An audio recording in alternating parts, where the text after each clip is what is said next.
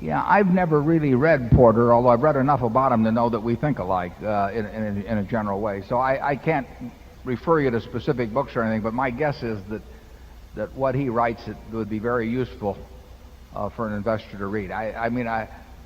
Again, I've just seen him referred to in some commentary, but I think he talks about durable or sustainable competitive advantage as being the core of any business. And I can tell you that that is exactly the way we think. I mean, that in the end, if you were evaluating a business year to year, the number one question you want to ask yourself is whether the competitive advantage has been made stronger and more durable before it, and that's more important than the P&L for a given year. So I would suggest that you read anything that you find that's helpful, or actually the best way to do it is study the people that have achieved that and ask yourself how they did it and why they did it. I mean, why is it that in razor blades, everybody grows up in business school hearing that as a great example of a product that's very profitable, and why, with it obvious that there's going to be no reduction in demand for the next 100 years for the product, why are there no new entrants into the field? What is it that gives you that moat around the razor blade business? Normally, if you got a profitable business, a dozen people want to go into it. If you've got a dress shop here in town and it looks like it's doing well, a couple of other people are going to want to open up a shop next door to it. And here's a worldwide business.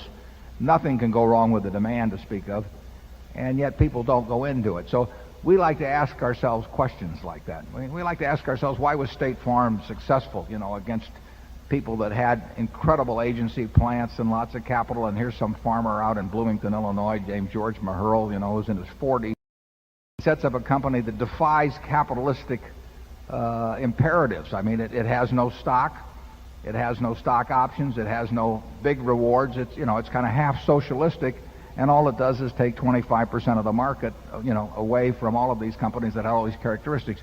We believe you should study things like that. We think you should study things like Mrs. B out at the Nebraska Furniture Mart, who takes $500 and turns it, over time into the largest home furnishing store in the world.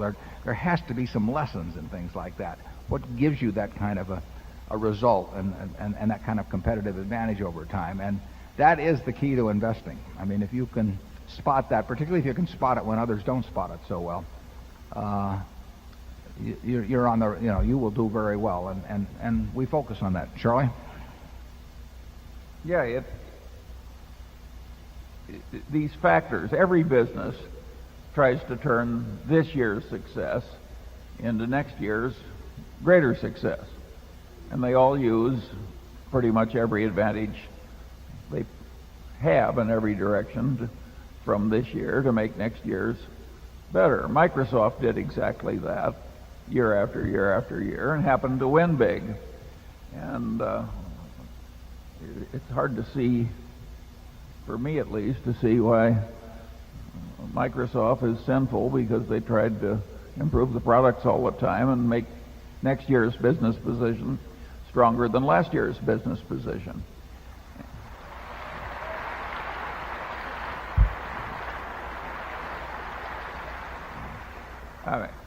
If that's a sin, every subsidiary of Berkshire is a sinner, I hope. Yeah. We declare ourselves for sin.